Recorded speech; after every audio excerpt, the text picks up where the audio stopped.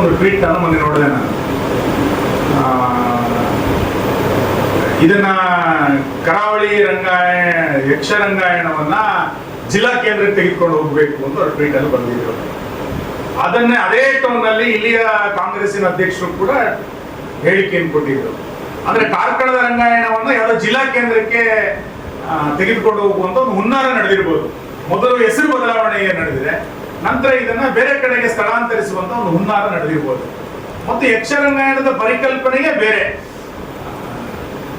ಕೆಲವರು ಸಮಾಜದಲ್ಲಿ ವೇದಿಕೆ ಮೇಲೆ ನಾಟಕ ಮಾಡುವಂತ ರಂಗಕರ್ಮಿಗಳಿದ್ದಾರೆ, ಕೆಲವರು ದಿನನಿತ್ಯ ನಾಟಕ ಮಾಡುವಂತ ವಿಘ್ನ ಸಂತೋಷಿಗಳಿದ್ದಾರೆ. ಹಾಗಾಗಿ ನಾವು ಗೌರವ ಕೊಡಬೇಕಾಗಿರುವಂತದ್ದು ವೇದಿಕೆ ಮೇಲೆ ನಾಟಕ ಮಾಡುವಂತ ರಂಗಕರ್ಮಿಗಳಿಗೆ ಗೌರವ ಕೊಡೋದು, ದಿನನಿತ್ಯ ನಾಟಕ ಮಾಡ್ಕೊಂಡು ತಿರುಗುವಂತವರಿಗೆ ಗೌರವ ಕೊಡುವಂತ ಪ್ರಶ್ನೆ ಇಲ್ಲ. ಕರಾವಳಿಯ ಪ್ರಾದೇಶಿಕದ ಅಸ್ಮಿತೆ ಏನು?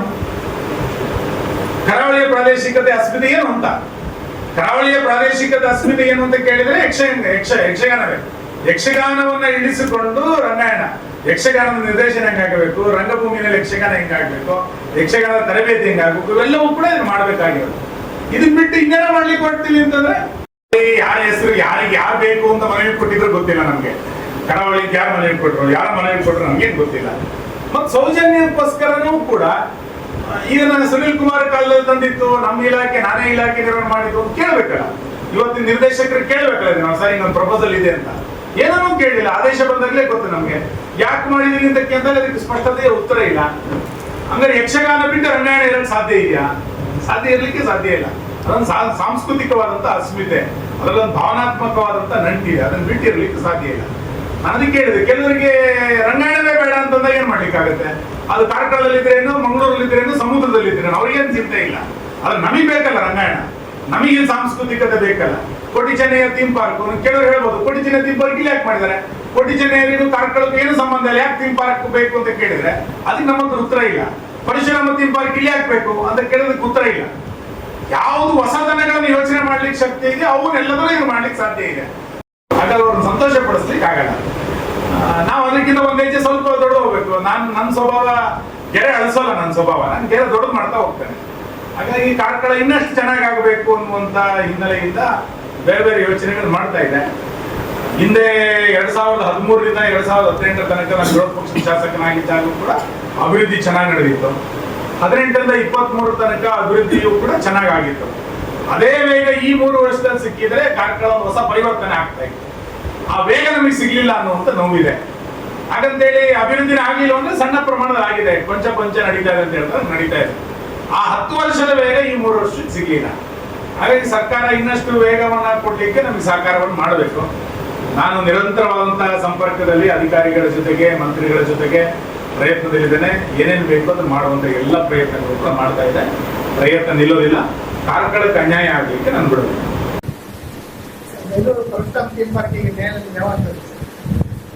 ಕೋರ್ಟ್ಗೆ ಯಾರು ಹೋಗಿದ್ರು ಅವ್ರ ಹತ್ರ ಕೇಳಬೇಕು ಈ ಪ್ರಶ್ನೆನ. ಆದ್ರೆ ಪರಶುರಾಮ ಥೀಮ್ ಪಾರ್ಕಿನ ಇವತ್ತಿನ ಪರಿಸ್ಥಿತಿಗೆ ನೇರವಾಗಿ ಉದಯ್ ಕುಮಾರ್ ಶೆಟ್ಟಿಯೇ ಕಾರಣ. ಇದಕ್ಕೆ ಇನ್ಯಾರನ್ನೂ ಹೊಣೆ ಮಾಡ್ಲಿಕ್ಕೆ ಸಾಧ್ಯ ಇಲ್ಲ, ಬೇರೆ ಇನ್ಯಾರು ಹೊಣೆಗಾರ ಆಗ್ಲಿಕ್ಕೂ ಸಾಧ್ಯ ಇಲ್ಲ. ಥೀಮ್ ಪಾರ್ಕ್ ಸರಿ ಇಲ್ಲ ಅಂತ ಹೇಳಿ ಬೊಬ್ಬೆ ಹೊಡೆದವರು ಅವರೇ. ಅದನ್ನ ಸರಿ ಮಾಡಬೇಕು ಅಂತೇಳಿ ಶಿಲ್ಪಿ ಬಂದಾಗ ರಸ್ತೆಗೆ ಮಣ್ಣು ಹಾಕ್ದವ್ರು ಅವರೇ. ಸರಿ ಇಲ್ಲ ಅಂತೇಳಿ ಕಮಿಟಿ ರಚನೆ ಮಾಡಿದ್ದು ಕಾಂಗ್ರೆಸ್ಸೇ, ನಂತರ ಸಮಿತಿಯನ್ನು ವಿಸರ್ಜನೆ ಮಾಡಿದ್ದು ಕಾಂಗ್ರೆಸ್ಸೇ, ಈಗ ಕೋರ್ಟಿಗೆ ಹೋಗಿರೋರು ಅವರೇ. ಇದ್ರಲ್ಲಿ ಯಾರು ಹೊಣೆ ಆಗ್ಯಾರೆ? ಬಹಳ ಇದರಲ್ಲಿ ವಿಚಿತ್ರ. ಎಲ್ಲ ಮಾಡಿರೋದು ಅವರೇ. ಪರಶುರಾಮ ಥೀಮ್ ಪಾರ್ಕಿನ ವಿರುದ್ಧ FIR ಮಾಡಿದ್ಯಾರು? ಕಾಂಗ್ರೆಸ್ಸಿನ ಸಮಿತಿ. ಅದನ್ನ ವಿಸರ್ಜನೆ ಯಾವ ಕಾರಣಕ್ಕೆ ಮಾಡಿದ್ರು? ಈಗ ರಸ್ತೆಗೆ ಮಣ್ಣು ಹಾಕಿದವರು ಯಾಕೆ ಕೋರ್ಟಿಗೆ ಹೋದ್ರು? ಹಣ ಬಿಡುಗಡೆ ಮಾಡಿದಂಥದ್ದು ಯಾಕೆ ತಡೆದ್ರು? ಅವತ್ತಿನ ಉಪಮುಖ್ಯಮಂತ್ರಿಗಳು ಗಾಂಧಿ ಮೈದಾನಕ್ಕೆ ಬಂದು ಮುಂದಿನ ಚುನಾವಣೆ ತನಕ ಇದನ್ನ ಇಡ್ತೀವಿ ಅಂತ ಯಾಕೆ ಹೇಳಿದ್ರು?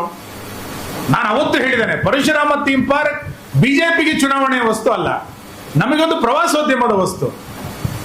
ಪರಶುರಾಮ ಥೀಮ್ ಪಾರ್ಕ್ ಕಾಂಗ್ರೆಸ್ ಚುನಾವಣೆಯ ವಸ್ತು ಆಗಿರ್ಬೋದು, ನಮಗೇನು ಚುನಾವಣೆಯ ವಸ್ತು ಅಲ್ಲ.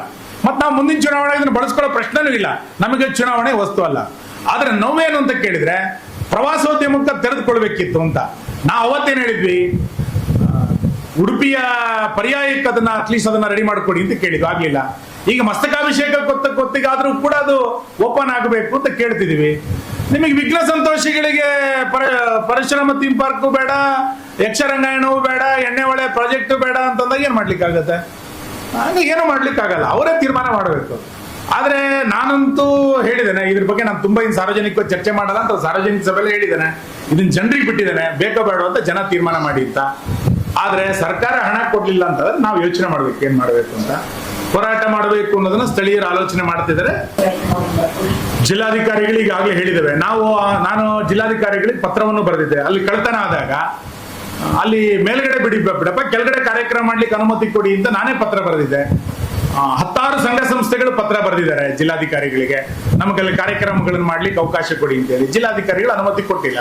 ನಾನು ಈಗಲೂ ಕೇಳ್ತೇನೆ, ನೀವು 2ನೇ ಮಾಡಿ 3ನೇ ಮಾಡಿ ಹೋಗ್ಲಿಕ್ಕೆ ಅನುಮತಿ ಕೊಡದಲೇ ಇರಿ, ಆದ್ರೆ ಕೆಳಗಡೆ ಮ್ಯೂಸಿಯಂಗೆ ಹೋಗ್ಲಿಕ್ಕೆ, ಟಿವಿ ನೋಡ್ಲಿಕ್ಕೆ, ಕೆಳಗಡೆ ಆಡಿಟೋರಿಯಂ ನಲ್ಲಿ ಕಾರ್ಯಕ್ರಮ ಮಾಡ್ಲಿಕ್ಕೆ ಅನುಮತಿ ಕೊಡಿ. ಅಟ್ಲೀಸ್ಟ್ ಜೀವಂತವಾಗಿರ್ಲಿ ಅದು ಅಂತ ದ್ವಂದ್ವ ನಿಲುವು ಇರಬಾರ್ದು.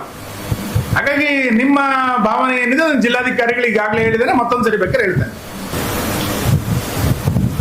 ಕಾರ್ಕಳಕ್ಕೆ 10 ಕನಸುಗಳಿದೆ, ಆದ್ರೆ ವಿಘ್ನ ಸಂತೋಷಿಗಳು ಕೂಡ ಅಷ್ಟೇ ದೊಡ್ಡದಲ್ಲಿದ್ದಾರೆ. ಇಲ್ಲಿ ಕಾರ್ಕಳದ ಯಾವುದೋ ಅಭಿವೃದ್ಧಿ ಚಟುವಟಿಕೆಗಳಾದಾಗ್ಲೂ ಕೂಡ ಅದನ್ನ ವ್ಯಂಗ್ಯ ಮಾಡುವಂತ ಬೆರಳೆಣಿಕೆಯ ಒಂದು ಸಣ್ಣ ಗುಂಪಿದೆ, ಬೆರಳೆಣಿಕೆಯ ಗುಂಪು. ಅವರಿಗೆ ಕಾರ್ಕಳಕ್ಕೆ ಒಳ್ಳೇದಾಗಬೇಕು ಅಂತ ಅನ್ಸೋದೇ ಇಲ್ಲ. ಅವರು ಕಾರ್ಕಳಕ್ಕೆ ಪರಿಶ್ರಮ ಥೀಮ್ ಪಾರ್ಕ್ ಬೇಡ, ಕಾರ್ಕಳಕ್ಕೆ ಎಣ್ಣೆ ಹೊಳೆ ಬೇಡ, ಕಾರ್ಕಳಕ್ಕೆ ಯಕ್ಷರಂಗಾಯಣ ಬೇಡ, ಕಾರ್ಕಳಕ್ಕೆ ನ್ಯಾಷನಲ್ ಹೈವೇ ಬೇಡ, ಹಿಂಗೆಲ್ಲ ಮಾತಾಡ್ತಾ ಇರ್ತಾರ. ಅದಕ್ಕೆ ವಿಘ್ನ ಸಂತೋಷಿಗಳವರೆಲ್ಲರೂ ಕೂಡ. ಅದರ ನಡುವೆ ಕೆಲಸ ಮಾಡಬೇಕಾಗಿರುವಂಥದ್ದು ಒಂದು ಸಣ್ಣ ಸವಾಲಿದೆ. ಹಾಗಂತೇಳಿ ಅವ್ರು ಯಾರೋ ವಿಘ್ನ ಸಂತೋಷಿಗಳಿದ್ದಾರೆ ಎನ್ನುವ ಕಾರಣಕ್ಕೆ ನಮ್ಮ ಅಭಿವೃದ್ಧಿಯ ವೇಗ ಏನು ಕಡಿಮೆ ಆಗಿಲ್ಲ. ನಾನು ನಿಮ್ಮ ಮಾಹಿತಿಗೋಸ್ಕರ ಸುಮ್ಮನೆ ಹೇಳ್ತೇನೆ. ಇಲ್ಲಿ ಈಗ ಒಂದು ಹೊಸ ಪದ್ಧತಿ ಕಾರ್ಕಳದಲ್ಲಿ ಏನು ಶುರು ಆಗಿರೋದು ಅಂತ ಕೇಳಿದ್ರೆ, ನಮ್ಮ ಪರಾಜಿತ ಅಭ್ಯರ್ಥಿಯ ನೇತೃತ್ವದಲ್ಲಿ RTA ತಂಡ ಒಂದು ಪ್ರಾರಂಭ ಆಗಿದೆ ಕಾರ್ಕಳದಲ್ಲಿ ದೊಡ್ಡ ಸಂಖ್ಯೆಯಲ್ಲಿ. RTAಗೆ ಹಾಕೋದು ಅರ್ಜಿಗಳನ್ನ. ನಿಮಗೆ ಆಶ್ಚರ್ಯ ಆಗ್ಬೋದು, ನಾನು ಮೊದಲನೇ ಬಾರಿಗೆ ಇವತ್ತು ಹೇಳ್ತಾ ಇದ್ದೀನಿ, ಮಾರಿಗುಡಿಗೆ 780 ಅರ್ಜಿಗಳು RTA ನಲ್ಲಿ ಬಂದಿದೆ. ಯಾರು ಮಾಡಿರೋದು ಅಂತಂದ್ರೆ ಮಾಜಿ ಕಾಂಗ್ರೆಸ್ಸಿನ ಪುರಸಭಾ ಸದಸ್ಯ ಒಬ್ರೆ 781 ಅರ್ಜಿಗಳನ್ನು ಕೊಟ್ಟಿದ್ದಾರೆ. ಅಭಿವೃದ್ಧಿ ಹೇಗಾಗ್ತದೆ? ಅದರಿಂದ ಏನೋ ಬಹಳ ವ್ಯತ್ಯಾಸ ಆಗ್ಬಿಡುತ್ತೆ ಅಂತಲ್ಲ, ಇದರ ದುರುದ್ದೇಶ ಏನಿದೆ ಅಂತ. ಇದು ಒಂದು ಇಲಾಖೆದಲ್ಲ, ಎಲ್ಲ ಇಲಾಖೆಗಳಲ್ಲಿ ಪರಾಜಿತ ಅಭ್ಯರ್ಥಿಯ ನೇತೃತ್ವದಲ್ಲೇ RTAಗಳನ್ನು ಮಾಡಿರೋದು. RTAಗಳನ್ನು ಕೊಟ್ಟು ಅಭಿವೃದ್ಧಿಗೆ ಬಹಳ ದೊಡ್ಡ ಪ್ರಮಾಣದಲ್ಲಿ ತೊಡಕು, ಅಭಿವೃದ್ಧಿಗಳನ್ನ ಪರೋಕ್ಷವಾಗಿ ಬೆದರಿಸೋದು, ಅಧಿಕಾರಿಗಳನ್ನ ಪರೋಕ್ಷವಾಗಿ ಬೆದರಿಸುವಂತ ಪ್ರಯತ್ನಗಳನ್ನ ಮಾಡಿ ಅಧಿಕಾರಿಗಳು ಕೆಲಸ ಮಾಡ್ತಾ ಇಲ್ಲ, ಅಭಿವೃದ್ಧಿಯು ಕೂಡ ದೊಡ್ಡ ಪ್ರಮಾಣದಲ್ಲಿ ವೇಗ ತೆಗೆದುಕೊಳ್ತಾ ಇಲ್ಲ. ಇಂಥ ಒಂದು ಪರಿಸ್ಥಿತಿ ಇದೆ. ಜನ ಇದಕ್ಕೆ ಎಚ್ಚೆತ್ತುಕೊಳ್ಬೇಕು ಅಂತ ನಾನು ವಿನಂತಿಸ್ತೇನೆ ಅಷ್ಟೇ. ನಮ್ದು ಆಲಿಸುವ ಸರ್ಕಾರ, ನಮ್ದು ಎಲ್ಲ ಸಮಸ್ಯೆಗಳನ್ನು ಆಲಿಸುವ ಸರ್ಕಾರ ಅಂತ ಹೇಳ್ತಾ ಇದ್ರು. ಭೂಮಾಪಕರು ಪ್ರತಿಭಟನೆ ಮಾಡಿ 6 ತಿಂಗಳಾಯ್ತಾ? 6 ತಿಂಗಳ ಮೇಲೆ ಆಯ್ತು. ಎಲ್ಲಿದೆ ಆಲಿಸುವ ಸರ್ಕಾರ? 6 ತಿಂಗಳಿನಿಂದ ಒಂದು ಇಲಾಖೆಯ ವ್ಯಕ್ತಿಗಳು ಪ್ರತಿಭಟನೆ ಕೂತಿದ್ರು ಕೂಡ ಆಲಿಸುವ ಸರ್ಕಾರ ಎಲ್ಲಿದೆ? ಅದಕ್ಕೆ ನನ್ಗೆ ಅನ್ಸುತ್ತೆ, ಜನರ ಸಮಸ್ಯೆಗಳಿಗೆ ಇಷ್ಟು ಪ್ರತಿಭಟನೆಗಳಾಗ್ತಾ ಇದ್ದಾಗ ಇದೊಂದು ಕಿವುಡು ಸರ್ಕಾರ ಅಂತ ಅನ್ಸುತ್ತೆ ನನಗೆ. ಈ ಕೆಸರದ ಕೂಟ, ಘಾಟಿ ರಂಜಿ ಕಮಲದ ಕೂಟ ಅಂತ ಪ್ರಾರಂಭ ಮಾಡಿದ್ ನಾವು, ಈಗ ಎಲ್ಲ ಕಡೆಗಳಲ್ಲೂ ಮಾಡ್ತೀವಿ. ಅಂದ್ರೆ ನಾವೇ ಮಾಡಬೇಕು ಅಂತೇನಿಲ್ಲ. ಒಂದು ಆಂದೋಲನ, ಒಂದು ಪೂರಕವಾದ ಚಟುವಟಿಕೆಗೆ ನಾವು ಬೀಜ ಬಿತ್ತೋದು, ನಂತರ ಅದನ್ನ ಬೇರೆ ಬೇರೆಯವರು ಮಾಡ್ತಾ ಹೋಗ್ತಾರೆ. ಅದು ಖುಷಿ ಪಡ್ಬೇಕು, ಮಾಡ್ತಾ ಹೋಗೋದು. ಆದ್ರೆ ಒಂದು ಸಭೆ ಸ್ವಲ್ಪ ತಡ ಆಗಿದೆ ಅನ್ನೋದು ವಿವಾದ ಅಲ್ಲ. ಅನುಚಿತವಾಗಿ ವರ್ತನೆ ಮಾಡಿದ್ರೆ ಖಂಡಿತ ಅವ್ರ ಮೇಲೆ ಕ್ರಮ ತಗೊಳ್ಬೇಕು. ಯಾವ್ದೋ ಒಂದು ಸರ್ಕಾರಿ ಮೀಟಿಂಗ್, ಯಾವ್ದೋ ವರ್ಷದ ಒಂದಿನೋ 2 ವರ್ಷಕ್ಕೆ ಒಂದಿನ ಸ್ವಲ್ಪ ತಡ ಆದ್ರೆ ಅದು ಅಪರಾಧ ನನಗೆ ಅನ್ಸೋದಿಲ್ಲ. ನಾವು ರಾತ್ರಿ 12 ಗಂಟೆ 1 ಗಂಟೆ ತನಕ ವಿಧಾನಸಭಾ ಅಧಿವೇಶನಗಳು ನಡೆಸಿದ್ದೇವೆ. ಮತ್ತು ತುಂಬಾ DC ಜಿಲ್ಲಾ ಮಟ್ಟದ ಕಚೇರಿಗಳು ರಾತ್ರಿ 9 ಗಂಟೆಗೆ ಕೆಲಸ ನಿರ್ವಹಿಸುತ್ತೆ. ಅನುಚಿತವಾಗಿ ಯಾರು ವರ್ತನೆ ಮಾಡಿದ್ರೆ ಖಂಡಿತ ಅವ್ರ ಮೇಲೆ ಕ್ರಮ ಆಗುತ್ತೆ. ನಮ್ಮ ಸರ್ಕಾರ ಇದ್ದಾಗ ಸರ್ಕಾರದ ಎಲ್ಲ ಇಲಾಖೆಗಳಲ್ಲಿ ಬರೆದಿದೆ. ನೀವು ತಾಲೂಕು ರಚನೆಯಾಗಿ 2 ವರ್ಷದಲ್ಲಿ ಪ್ರಜಾಸೌಧ ಅಂದ್ರೆ ಮಿನಿ ವಿಧಾನಸೌಧ ಯಾವ ತಾಲೂಕಿಗೆ ಬಂದಿದೆ? ಅದೇನಾದ್ರು ಬಂದಿದೆ ಹೆಬ್ರಿಗೆ ಬಂದಿರೋದು. ಹೆಬ್ರಿಗೆ ಒಂದು ಹೊಸ ಪೊಲೀಸ್ ಸ್ಟೇಷನ್ ಯಾವ ಬಂದಿದೆ? ಹೆಬ್ರಿಗೆ ಒಂದು ಪ್ರವಾಸಿ ಮಂದಿರ ಎಲ್ಲಿ ಬಂದಿದೆ? ಮೆಸ್ಕಾಂ ಕಚೇರಿ ಎಲ್ಲಿ ಬಂದಿದೆ? ತಾಲೂಕ್ ಪಂಚಾಯತಿ ಕಟ್ಟಡದ ದುಡ್ಡು ಎಲ್ಲಿ ಬಂದಿದೆ? ಇವೆಲ್ಲವೂ ಕೂಡ ಕಾರ್ಕಳ ಹೆಬ್ರಿಗೆ ಬಂದಿದೆ. ಹಾಸ್ಪಿಟಲ್ ಅನ್ನ ಅದನ್ನ ತಾಲೂಕು ದರ್ಜೆಯ ಆಸ್ಪತ್ರೆ ಮಾಡಬೇಕು ಅನ್ನುವಂತ ಪ್ರಯತ್ನ ಮಾಡ್ತಾನೆ ಇದ್ವಿ, ಈ ಕ್ಷಣಕ್ಕೂ ಮಾಡ್ತಾ ಇದೀವಿ. ಅದೊಂದು ಸಮುದಾಯ ಆರೋಗ್ಯ ಕೇಂದ್ರ, ಅದನ್ನ ತಾಲೂಕು ಆಸ್ಪತ್ರೆ ಮಾಡಬೇಕು ಅಂತೇಳಿ ಇವತ್ತೆಲ್ಲ ನಾಳೆ ಆಗುತ್ತೆ. ತಡ ಆಗಿದೆ, ಆದಷ್ಟು ಬೇಗ ಅದನ್ನು ತಾಲೂಕು ಆಸ್ಪತ್ರೆಯನ್ನಾಗಿ ಮಾಡುವಂತ ಪ್ರಯತ್ನ ಮಾಡ್ತೀವಿ ನಾವು ಯೋಚನೆ ಮಾಡಿದ್ದೇವೆ. ಇನ್ನು ಸ್ವಚ್ಛತೆಗೆ ಸಂಬಂಧಪಟ್ಟಂತೆ ದೊಡ್ಡ ಪ್ರಮಾಣದಲ್ಲಿ ಒಂದು ಜನಜಾಗೃತಿಯನ್ನು ನಾವು ಹಾಕಿದ್ವಿ. ಅದರ ಪರಿಣಾಮವಾಗಿ ಹತ್ತಾರು ಸಂಘ ಸಂಸ್ಥೆಗಳಿಗೆ ಸ್ವಚ್ಛತೆಯಲ್ಲಿ ಭಾಗವಹಿಸಿದ್ದಾರೆ. ಇದು ಎಲ್ಲರ ಮನೆಗಳಲ್ಲಿ ಒಂದು ಭಾವನೆ ಬರಬೇಕು, ಸ್ವಚ್ಛ ಕಾರ್ಕಳದ ಪರಿಕಲ್ಪನೆಯೊಂದಿಗೆ ಕಾರ್ಕಳದಲ್ಲಿ ಕೆಲಸ ಕಾರ್ಯಗಳಾಗಬೇಕು ಅಂತ ಯೋಚನೆ ಬಂದಿದೆ. ಈಗ ನಾವು ಇನ್ನೊಂದು ಯೋಚನೆ ಮಾಡಿರುವಂಥದ್ದು, ಈಗಾಗಲೇ ಅದಕ್ಕೆ 3-4 ಮಿನಿ ಸ್ಟೇಡಿಯಂಗಳನ್ನು ಮಾಡ್ತಾ ಇದ್ದೀವಿ. ಗ್ರಾಮೀಣ ಪ್ರದೇಶದ ಯುವಕರಿಗೆ ಅನುಕೂಲ ಆಗುವ ರೀತಿಯಲ್ಲಿ ಕ್ರೀಡಾಂಗಣಗಳನ್ನ ನಿರ್ಮಾಣ ಮಾಡ್ತೀವಿ. ಎಲ್ಲ ಗ್ರಾಮಗಳಲ್ಲಿ ಒಂದು ಮಿನಿ ಕ್ರೀಡಾಂಗಣಗಳನ್ನು ನಿರ್ಮಾಣ ಮಾಡಬೇಕು ಸರ್. ಕಾರ್ಕಳದಲ್ಲಿ ಒಂದು ಒಳಾಂಗಣ ಕ್ರೀಡಾಂಗಣ ಈಗಾಗಲೇ ಆರಂಭ ಆಗ್ತಾ ಇದೆ. 90% ಕೆಲಸ ಮುಗಿದಿದೆ. ಎನಿ ಟೈಮ್ ಒಂದು ಉದ್ಘಾಟನೆಗೆ ಸಿದ್ಧ ಆಗಿದೆ. ಸಣ್ಣ ಮಾದರಿಯಲ್ಲಿ ವಾಲಿಬಾಲ್, ಕಬಡ್ಡಿ ಈ ರೀತಿಯ ಒಂದು ಸಣ್ಣ ಸ್ಟೇಡಿಯಂಗಳನ್ನ ಎಲ್ಲ ಗ್ರಾಮ ಪಂಚಾಯಿತಿಗಳಲ್ಲಿ ಮಾಡಬೇಕು ಅಂತಾಗಿದೆ. ಈಗಾಗಲೇ 2-3 ಕ್ರೀಡಾಂಗಣಗಳನ್ನ ಮಂಜೂರಾತಿ ಮಾಡಿದ್ದೇವೆ. ಈ ಮುಂದಿನ ತಿಂಗಳು ಕಾಮಗಾರಿಗಳನ್ನು ಪ್ರಾರಂಭ ಮಾಡ್ತೇವೆ. ಕೂಡ ಡಾಕ್ಟರ್ಗಳು, ವೈದ್ಯರಿದ್ದಾರೆ. ಕಣ್ಣಿನ ಆಸ್ಪತ್ರೆ ಇದೆ, ಬೋನ್ ಸ್ಪೆಷಲಿಸ್ಟ್ ಇದ್ದಾರೆ, ನಮ್ಮ ಉಳಿದ ಸ್ಪೆಷಲಿಸ್ಟ್ಗಳಲ್ಲಿ ಇದ್ದಾರೆ. ನಮ್ಮ ಹತ್ರ ಇರೋದು ಸ್ತ್ರೀರೋಗ ತಜ್ಞರು, ಹೆರಿಗೆ ಪ್ರಸೂತಿ ತಜ್ಞರು ಇರಲಿಲ್ಲ. 2 ಮಂಜೂರಾತಿ ಆಗಿರೋದು. ಕಳೆದ 3 ವರ್ಷಗಳಲ್ಲಿ ಅದನ್ನ ಹುದ್ದೆ ತುಂಬಬೇಕು ಅಂತೇಳಿ ಪದೇ ಪದೇ ಸರ್ಕಾರಕ್ಕೆ ಹೇಳಿದ್ರು. ಒಂದು ಸಣ್ಣ ಬೇರೆ ಬೇರೆ ಕಾರಣಗಳ ಹಿನ್ನೆಲೆಯಲ್ಲಿ ಯಾವ ಪ್ರಸೂತಿ ತಜ್ಞರು ಕೂಡ ಇಲ್ಲಿ ಬರ್ಲಿಕ್ಕೆ ಹೋಗ್ಲಿಲ್ಲ. ನಾನೇ 10 ಜನ ಡಾಕ್ಟರ್ಗಳ ಜೊತೆ ಮಾತಾಡಿದ್ದೇನೆ, ದಯಮಾಡಿ ಕಾರ್ಕಳಕ್ಕೆ ಬನ್ನಿ, ಇಲ್ಲಿ ಚೆನ್ನಾಗಿದೆ ಅಂತ. ಕೆಲವರು ಬೇರೆ ಬೇರೆ ಕಾರಣಕ್ಕೆ ಬರಲಿಲ್ಲ. ಕಾರಣ ನೀವು ಉಲ್ಲೇಖ ಮಾಡಲ್ಲ, ಚೆನ್ನಾಗಿ ಕಾಣಲ್ಲ, ಬರಲಿಲ್ಲ. ವಿಘ್ನ ಸಂತೋಷಿಗಳ ಕಾರಣಕ್ಕೆ ಬರಲಿಲ್ಲ, ಬರಲ್ಲ ಅಂತಾನೆ ಹೇಳಿದ್ರು. ಹೊಸ ನೇಮಕಾತಿಗಳನ್ನು ಸರ್ಕಾರ ಮಾಡಲಿಲ್ಲ. ಈಗ ತಾತ್ಕಾಲಿಕ ನೆಲೆಯಲ್ಲಿ NHM ನಲ್ಲಿ ಈಗ ಒಬ್ರು ತಾತ್ಕಾಲಿಕವಾಗಿ ಬಂದಿದ್ದಾರೆ. ನಮ್ದು ಕಾರ್ಕಳದಲ್ಲಿ ಹೆರಿಗೆ ಪ್ರಮಾಣ 2023 ತನಕ ಡಾಕ್ಯುಮೆಂಟ್ ತೆಗೆದು ನೋಡಿ, 2023 ತನಕ ಪ್ರತಿ ತಿಂಗಳು 100ರ ಗಡಿಯನ್ನು ದಾಟಿತ್ತು ಹೆರಿಗೆ. ಈಗ ಅದು 2 ಅಂಕೆಯನ್ನು ದಾಟ್ತಾ ಇಲ್ಲ. ಕಾರಣ ಏನು ಅಂತಂದ್ರೆ ಪ್ರಸೂತಿ ತಜ್ಞರಿಲ್ಲ ಅನ್ನೋ ಕಾರಣಕ್ಕೆ. ಈಗ ಒಬ್ರು ಬಂದಿದ್ದಾರೆ, ಯೋಗಾನುಯೋಗ ಬಂದಿರೋದ ಕಾರಣಕ್ಕೆ ಅದನ್ನು ಬಳಸ್ಕೊಳ್ಳೋಣ. 2 ಹುದ್ದೆಗಳನ್ನ ಏನು ಮಂಜೂರಾತಿ ಮಾಡಿತ್ತು ಅದಕ್ಕೆ ಭರ್ತಿ ಮಾಡಿ ಅಂತ ನಾವು ಸರ್ಕಾರಕ್ಕೆ ಕೇಳ್ತೇವೆ. ಇನ್ನ ವೈದ್ಯರು ನಮ್ಮಿಂದ ನೇಮಕ ಆದ್ರು ಅಂತೇಳಿ ಕೆಲವರು ಲೇಬಲ್ ಹಚ್ಕೊಂಡು ತಿರುಗ್ತಾ ಇದ್ದಾರೆ. ಸಂತೋಷ, ಯಾರು ಬೇಕಾದ್ರೂ ಲೇಬಲ್ ಹಚ್ಕೊಳ್ಳಿ, ನಮ್ಮೂರಿನ ಆಸ್ಪತ್ರೆ ಚೆನ್ನಾಗಾಗಲಿ. 21 ವರ್ಷದ ಅವಧಿಯಲ್ಲಿ ದ್ವೇಷ ರಾಜಕಾರಣವನ್ನ ಮಾಡಲಿಲ್ಲ ಮತ್ತು ಮಾಡುವಂತ ಸ್ವಭಾವವೂ ಅಲ್ಲ ನಂದು. ರಾಜಕಾರಣ ಅನ್ನುವಂಥದ್ದನ್ನ ಚುನಾವಣೆಯ ನೀತಿ ಸಂಹಿತೆ ಆರಂಭ ಆಗಿ ನೀತಿ ಸಂಹಿತೆ ಮುಗಿಯುವ ತನಕ ಇಟ್ಕೊಂಡಿದ್ದಾರೆ ಬಿಟ್ರೆ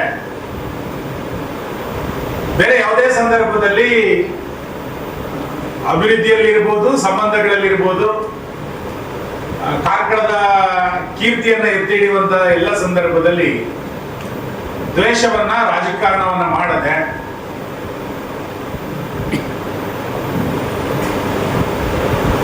ಒಂದು ಒಳ್ಳೆಯ ಕ್ಷೇತ್ರವನ್ನಾಗಿ ನಾನು ನಿರ್ಮಾಣ ಮಾಡುವಂತ ಪ್ರಯತ್ನವನ್ನು ನಾನು ಮಾಡ್ತಾ ಬಂದಿದ್ದೇನೆ.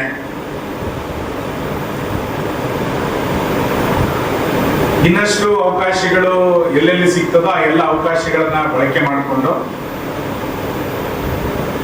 ಕಾರ್ಕಳದ ಬಾಕಿ ಉಳಿದಿರುವಂತ ಅಥವಾ ಕಾರ್ಕಳದ ಇವತ್ತಿನ ವೇಗಕ್ಕೆ ತಕ್ಕಂತೆ ಕಾರ್ಕಳದ ಅಭಿವೃದ್ಧಿಯನ್ನ ಮಾಡುವಂತ ಯೋಚನೆಯೂ ಕೂಡ ಇದೆ, ಮಾಡ್ತೇನೆ. ಆರಂಭದ ಚುನಾವಣೆಯಲ್ಲಿ ಹೇಳಿದಂತ 3 ಘೋಷಣೆಗಳೇ ಕೊನೆಯ ಉಸಿರಿರುವ ತನಕವೂ ಕೂಡ ಅದೇ 3 ಘೋಷಣೆಗಳು: ಹಿಂದುತ್ವ, ಅಭಿವೃದ್ಧಿ, ಯುವ ನಾಯಕತ್ವ. ಈ 3 ವಿಷಯದಲ್ಲಿ ಯಾವತ್ತೂ ಕೂಡ ವಿಚಲಿತನಾಗದೆ ಇದೇ 3 ವಿಷಯವನ್ನ ಇಟ್ಟುಕೊಂಡು ರಾಜಕೀಯ ಕ್ಷೇತ್ರದಲ್ಲಿ ಕೆಲಸವನ್ನ ಮಾಡುತ್ತೇನೆ, ಮುಂದುವರಿತೇನೆ.